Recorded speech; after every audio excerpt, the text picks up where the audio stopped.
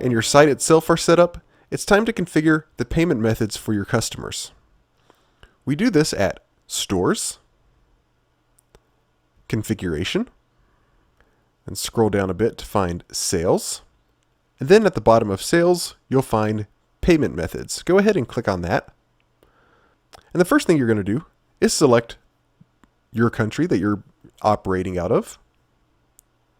For us, or in my case, at least that'll be the United States.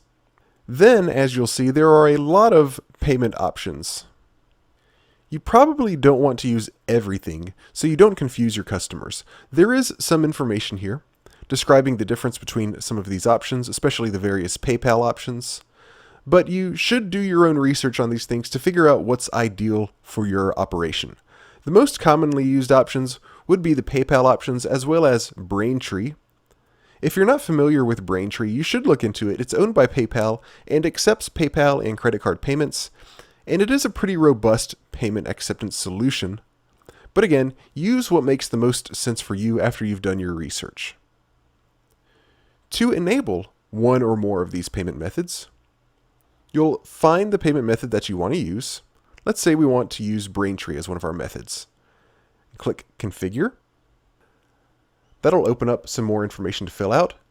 This is all of your Braintree account information. Note you also have Sandbox and production environment options.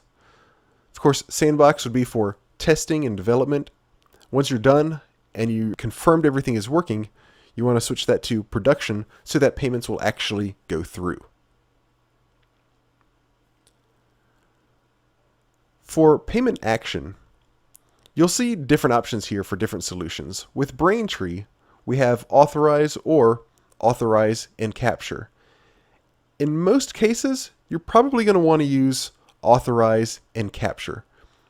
Authorize basically tells Braintree or PayPal or whatever it is that the sale has gone through and the customer's payment method has been authorized, and you have to manually capture that payment, as it's called, or receive the payment. If you choose Authorize and Capture, then as the customer goes through the payment process and submits all their information, once that's authorized by Braintree or PayPal or whatever the service is, you'll go ahead and capture that into your account. It'll be sent to your account automatically, and you don't have to kind of go get that money manually. It's usually best to stick with the provided title for clarity.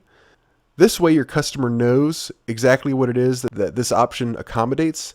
If they see credit card, and you can even delete Braintree if you want, but we'll just leave this as is.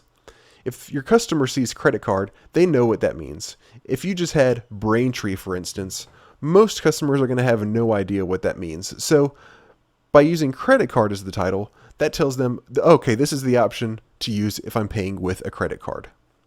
Once you've entered in your information for your Braintree account, or if you're using a PayPal account, your PayPal account, whatever it may be, you have to enable the solution, which will not be grayed out anymore at that point.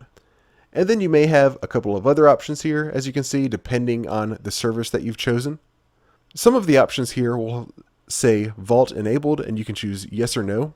This refers to the ability for the payment service to save customers' payment information if the customer opts to do so that they don't have to type it in each time. That's what Vault is, if that's confusing at all to you. Then, for various services, you may have advanced settings, which generally are for more advanced users.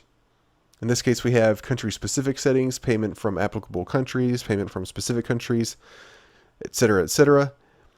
In most cases, you're going to be fine configuring just the basic settings. You might want to take a glance at the advanced settings to see if there's anything that catches your eye, anything specific to the service you're using, things like that. But for the most part, basic is what you're going to be looking for. And of course, along with Braintree and PayPal, you have several other options for payment methods. You have check and money orders, bank transfers, etc.